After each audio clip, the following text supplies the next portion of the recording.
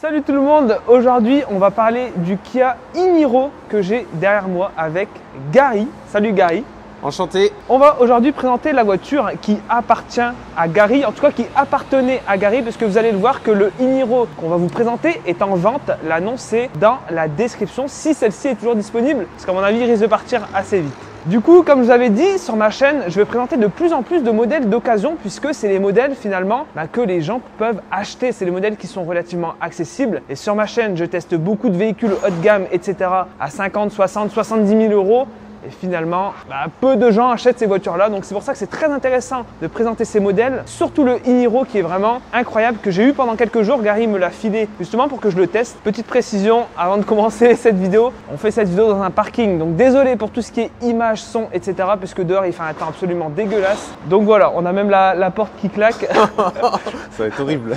Avec la porte qui claque, ça va être horrible. On va avoir la totale. On a la totale. Allez, on va commencer donc directement.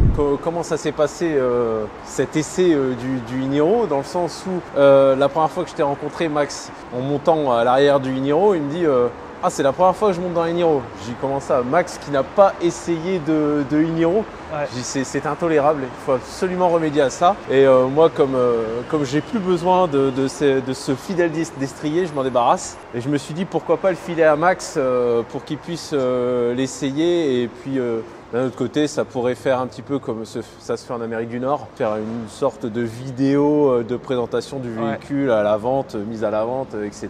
Bon, il sera peut-être vendu au moment de la publication de cette vidéo, c'est tout à fait probable.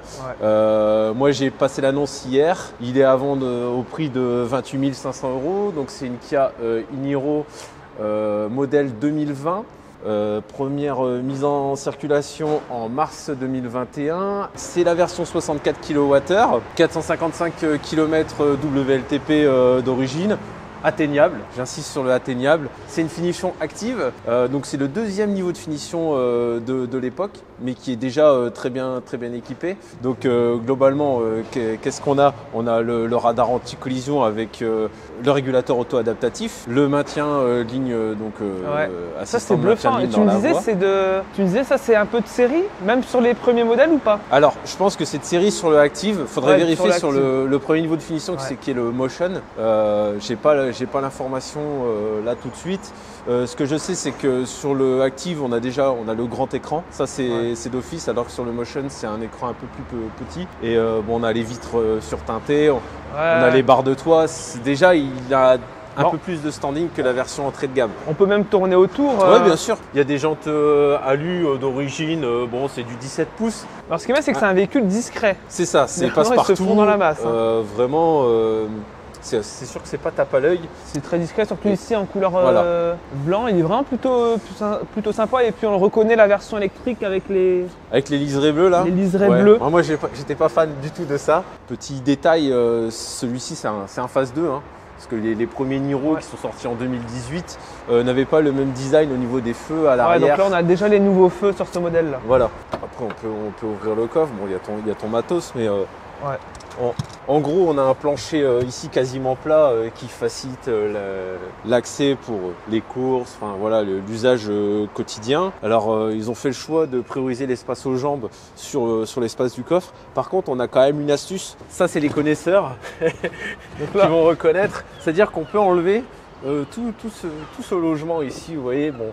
Là, on a un petit peu de bazar, mais en gros, on a juste à dévisser les vis qui se trouvent au fond ici et on enlève toute cette partie-là. D'ailleurs, on voit il y a même un emplacement éventuellement pour une roue galette, hein, si on est puriste et qu'on veut une roue galette.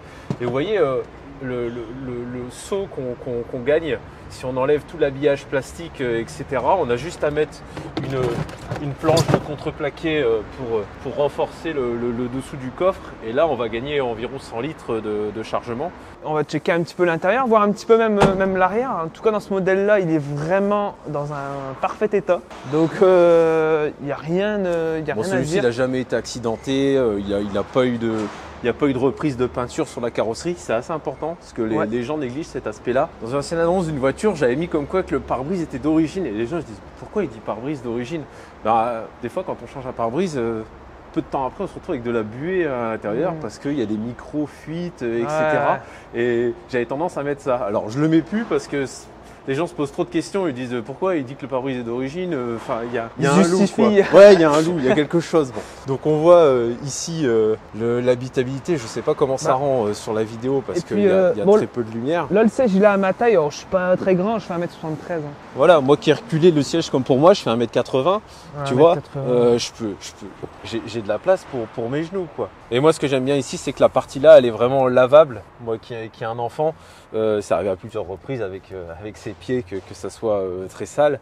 Et c'est vrai que bon, bah, tu prends une microfibre humide et puis ça se nettoie très facilement. Bah, on va monter un petit peu à l'avant pour voir ce que ça donne. Alors c'est ça qui est bien, c'est que bon, Gary est le propriétaire, donc lui il a des milliers de kilomètres, mais comme il me l'a filé pendant quelques jours, finalement j'ai pu découvrir un petit peu la voiture, rouler sur autoroute, sur route, en ville, voir les consos, tester l'infodivertissement, etc. Ça c'est le petit défaut que je dirais, c'est elle bip un peu partout, elle bip tout le temps. Alors je sais que moi je ne l'ai pas fait, mais dans les paramétrages tu peux retirer les bips. L'avantage c'est qu'on a un écran tactile de 10 pouces ici, ouais, très bien intégré. Mais on a quand même beaucoup de commandes physiques avec finalement une grande facilité pour naviguer. Enfin, je veux dire, si je veux juste afficher la carte, voilà, je cherche pas, j'appuie sur map, je veux mettre en route la navigation, j'appuie sur nav, voilà. Pareil pour aller dans les réglages, voilà, on a juste appuyé sur le setup. Enfin, c'est vrai que c'est marrant ce combo touche de raccourci mais qui s'affiche sur l'écran. Ouais. Alors c'est assez étonnant parce que finalement on aurait pu on peut voyager dans l'écran.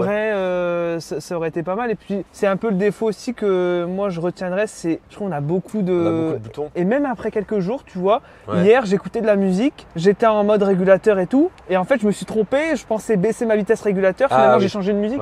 En fait même après quelques jours, t'as toujours un petit peu une petite appréhension. Voilà, c'est ça. Voilà. Le défaut qu'on pourrait signaler finalement sur cet intérieur là, c'est le manque du réglage lombaire. Quand tu fais énormément de route, genre voilà, tu passes ta journée sur la route, bah à un moment donné, il manque quelque chose. Il manque un petit truc. Et c'est le seul gros défaut que je pourrais trouver à cet intérieur. Bon, bien sûr, l'omniprésence du piano black qui était très à la mode et qui commence enfin à disparaître.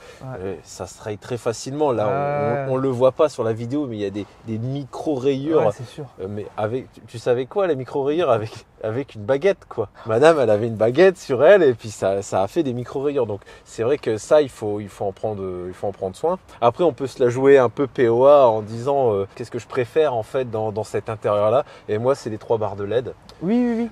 Pourquoi j'aime bien les 3 LED tout simplement parce que ça permet de checker en un clin d'œil son état de charge batterie. Moi, généralement, je le faisais de la chambre de mon fils. Je passais la tête, je voyais la voiture en bas. Je disais c'est bon, elle est aux 2/3 ou alors elle a terminé quand tout est éteint. Et faut le noter aussi, la qualité du système son, il est très très bon. Le système son qui est ici de base, il n'y a pas d'option. Exactement. Il n'y a pas d'option subwoofer comme il peut y avoir sur les versions design ou premium. Mais non, c'est vraiment la version classique et c'est tout à fait correct. Ouais, sinon niveau qualité, il n'y a rien, ça craque pas. Non, mais en plus c'est moussé, c'est bien fait. Même les panneaux de porte sont un peu moussés. Tu sais, on a notre ami Alex là de la chaîne EV, il aime bien poser son coude là. Et il dit ouais, moi j'aime bien quand c'est moussé, machin. C'est vrai que sur la Mégane, c'est tout dur ici. Là, c'est moussé, c'est quand même agréable. Les vitres descendent jusqu'en bas en plus. Ça, mais... Pour poser. Ouais, mais là on est à l'avant, c'est facile. Faut regarder à l'arrière. C'est vrai, ça, je sais pas si. Attends. À l'arrière, je pense pas. De mémoire, non, il reste un petit mais truc. on peut passer le coude. Alors maintenant, on va passer. Voilà, ça bip. Parce que t'es sorti, t'as laissé le contact. Donc elle te dit oh, il y a un problème. Donc du coup là on va passer sur la route avec Gary, on va parler recharge, conso, autonomie, c'est quand même le point principal de cette voiture. Exactement. Mais avant toute chose, déjà je vais vous remercier pour les 10 000 abonnés, ça c'est cool. Mais ça c'est pas terminé, il faut s'abonner encore à la chaîne et surtout rejoindre Instagram, on est objectif trop peu. 15 000. Voilà, Max. objectif 15 000. Mais surtout sur Instagram. Carrément, soyons fous, pour fin janvier, 15 000. Oh putain. J'espère. Il a dit un gros mot incroyable. Et du coup, abonnez-vous surtout aussi à Instagram, on est trop peu. Donc vraiment ceux qui ont un compte Insta et même TikTok aussi par la même occasion, abonnez-vous, tout est en description. Nous on passe sur la route, sinon la vidéo va durer 2 heures. C'est ça. Allez, c'est parti. Bon là du coup on est sur la route et on va directement vous parler, en tout cas Gary, parce que forcément il a beaucoup plus d'expérience etc. avec la voiture. On va vous parler d'autonomie, consommation Qu'est-ce que ça donne? À quoi on peut s'attendre avec un Niro 64 kWh? 64 kWh 64 kWh. 64 kWh. Utile, s'il vous plaît. Utile en plus. Ouais. Bah, globalement, là, par exemple, on est sur une moyenne de 19 kWh au 100 sur les derniers kilomètres. Il nous reste 172 km d'autonomie avec 54%. Clairement, il y a une partie qui sera consommée par le chauffage. Par exemple, on voit que si on arrête le chauffage, tout de suite, on passe à 194 km. Pompe à chaleur là-dessus? Sur celle-ci, non. Alors, okay. Kia France a fait le choix pour l'Hexagone de ne pas équiper le e-Niro de pompe à chaleur, même en option. Donc alors, tous les... ouais, ah, c'est con. alors qu'en Belgique, il est possible d'avoir la pompe à chaleur en option. Moi, ce que j'aime bien sur le e-Niro, c'est... En gros, c'est une voiture confortable. Ouais. C'est-à-dire qu'elle est facile à prendre en main. On a une bonne visibilité. Je t'en parlais tout à l'heure. C'est vrai que tu tournes la tête. Il y a très peu d'angles morts sur cette voiture. On voit bien ce qui se passe. Ouais, les vitres dans le rétro, sont grandes. C'est quelque chose qui a tendance à se perdre avec les voitures modernes. Mais justement, quand on parlait de ça, c'est un peu le défaut que j'avais vu sur le Kona et qu'on pourrait relever ici, c'est l'adhérence des pneus. Est-ce qu'on peut en parler un petit peu Ah oui, non, mais clairement, on peut en parler. Là, en plus, on a la météo propice à cela. On a une belle météo dunkerquoise. Ouais, dunkerquoise. Non, il fait pas toujours ce temps-là à Dunkerque, heureusement. Ah ouais, non. Mais là, clairement, si je mets pied dedans, ça dérape. Là, je vais déclencher l'anti-patinage, c'est sûr et certain. Ça a toujours été problématique sur ces versions-là de e-Niro et de Kona. Il y a tellement de couples et là, clairement, le train avant ne suit pas. Donc finalement, on roulera et c'est le mode que moi j'ai utilisé pour réduire un petit peu le couple. En mode éco, c'est pas. Exactement. C'est pas déconnant. Bon, là c'est bien, on a testé le freinage. Voilà. Ça freine très bien. J'ai pas voulu passer à l'orange, donc j'ai pris des freins. On respecte. On a eu régène, on a eu l'anti-blocage qui s'est mis en route, c'est très bien. C'est vrai qu'il faut vraiment en parler aussi, mais en vrai, vraiment, la vidéo, elle va durer peut-être un petit peu de temps, mais il y a tellement de choses à dire. Par exemple, on en parlera justement, c'est tout ce qui est palette que j'ai vraiment apprécié à utiliser parce que normalement, je suis pas fan des palettes. Hein. Je suis mitigé sur. Mais là, je pense sur que tu étais dubitatif sur les palettes au volant, ouais. Mais tu t'es fait à l'idée qu'en gros, c'était le meilleur système pour régler la régénération d'énergie. Ouais, c'est fin. En fait, tu peux régler finement. Exactement. Tu peux vraiment l'adapter en fonction de ce que toi tu aspires à avoir. Avec le nombre de niveaux que tu as, tu peux même la laisser en automatique. Parce qu'il y a un mode automatique sur cette voiture-là, d'ailleurs elle y est. C'est-à-dire qu'en gros par rapport au trafic, ça va plus ou moins moduler la régénération. Mais moi ce que j'ai beaucoup aimé, c'est que donc du coup on a les 3 niveaux. Donc si vous mettez, admettons niveau 3, la voiture n'ira pas jusqu'à l'arrêt. Donc voilà, elle va ramper. Par contre, alors c'est difficile de décrire ça correctement. Hein. En gros, si vous maintenez la palette plus, enfoncée, donc celle de gauche enfoncée, sans toucher aux pédales, la voiture va uniquement avec la régénération aller jusqu'à l'arrêt. Voilà, alors c'est un freinage assez doux, hein, mais ça va aller jusqu'à l'arrêt du véhicule et le maintien, même si on a un petit faux plat ou autre. Bon, c'est marrant, tu vois, quand tu es arrêté au feu rouge aussi, avec la voiture de devant part, en fait, si jamais tu es un petit peu distrait ou tu il te prévient. En fait, ça t'évite quand tu es dans la circulation parisienne. Et si jamais t'as pas fait gaffe au feu parce que, admettons, t'es dans la lune, tu regardais ce qui se passait à gauche, elle te fait un petit bip, le véhicule devant vous s'est avancé, elle te l'annonce à l'écran carrément. C'est la première fois que je vois ça, c'est trop marrant. Et c'est vrai que c'est un petit rappel à la vigilance ou autre. Et ce qui va nous amener directement à parler de la recharge sur cette voiture. Clairement, je l'ai mis dans l'annonce, celle-ci elle a l'inconvénient, pour moi c'est un inconvénient, d'avoir un chargeur embarqué de 7,4 kW. Alors la plupart des personnes ont du monophasé à la maison, donc ça ne vous posera pas de problème si vous rechargez essentiellement chez vous. Par contre, c'est vrai qu'aujourd'hui, la norme, on est plutôt à 11 kW, voire 22 kW. Pour les Mégane. Voilà, ce qui permet vraiment de recharger de 200 km en 2 heures. Quoi, hein. Arrête-moi si je me trompe. Tandis que là, voilà, tu vas recharger 3 fois moins vite qu'une Mégane 22 kW par exemple, ou qu'une Zoé. Surtout que la batterie, elle fait quand même 64 kWh. Donc c'est vrai que, par exemple, sur la plupart des bornes de recharge qui sont installées en ville, sont pas des bornes rapides, ce sont des bornes lentes jusqu'à 22 kW en AC. Donc là, tu vas être limité par le chargeur de la voiture. Et donc des fois, tu vas dire, bon, à quoi bon sortir mon câble pour gagner 2 kWh parce que je vais m'absenter 20 minutes. Alors que si j'avais un chargeur plus important, bah voilà, ne serait-ce qu'une demi-heure, voilà, Ouais, tu vas gagner 100 km quoi, ouais, c'est ça de gagner. quasiment. Donc c'est un peu le bémol. Et l'autre, on va dire, inconvénient qu'on peut avoir sur la recharge rapide sur le Iniro, c'est qu'il est limité à 77 kW. Ça a été voulu par le constructeur, certainement pour préserver la durée de vie de la batterie, qui est d'ailleurs d'une durabilité exceptionnelle. Enfin, ouais. J'ai pu voir dans la presse ou même sur les réseaux, hein, parce qu'on a pas mal de connaissances là-dessus, et on a des véhicules qui ont encore plus de 90% de leur capacité alors qu'elles ont passé les 200 000 km. J'ai même vu un chauffeur de VTC qui avait 400 000 km et je crois qu'elle avait 85 ou 90% de capacité. C'est bluffant quand même. Ce qui est assez dingue, quoi. Je pense que c'est son plus gros défaut, ouais. Si je puis dire, c'est la lenteur de la recharge en hiver. Ah ouais, non, on a tendance à plafonner à 43 kW. Ouais, je l'ai constaté aussi. Exactement, avant que ça se réchauffe. Et là, on va monter aux alentours des 54-58 kW, mais on n'atteindra pas le fameux pic à 77 kW parce qu'on n'est pas équipé de ce fameux réchauffeur de batterie. Mais ça, c'est même sur le nouveau, on n'a toujours pas de... Si, sur le nouveau, on a un sur le réchauffeur nouveau, de batterie. Ouais. Ok. On va parler de consommation énergétique. Moi, globalement, là, on fait du petit parcours, mêlant ville, route. En été, je vais tourner à 13,5 kWh et en hiver, je vais plutôt tourner entre 16 et 17 kWh. Je pense que c'est à peu près ce que tu as mesuré dans ton essai. Et si on fait beaucoup plus de routes, de voies rapides voilà, et d'autoroutes, on va plutôt tourner autour des 18 kWh en été et autour des 20 kWh en hiver. Ouais, voilà. C'est ça, voilà, à peu près. Ce qui, somme toute, est relativement raisonnable. C'est pas un record d'efficience.